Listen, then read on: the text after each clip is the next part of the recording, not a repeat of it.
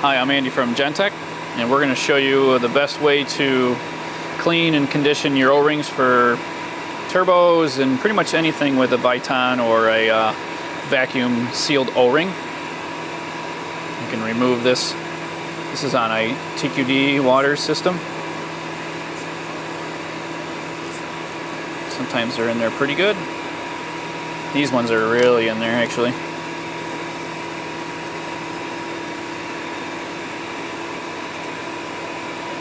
So over time these will actually get hard and they won't seal so good.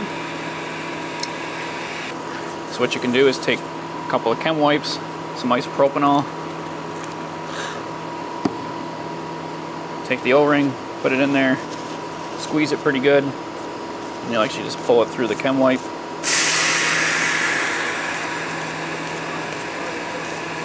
What you might get, sometimes you'll get a black residue, and that would be bad. But if you don't get any more black residue, it's pretty good. And then it makes the O-ring grippier and more pliable again.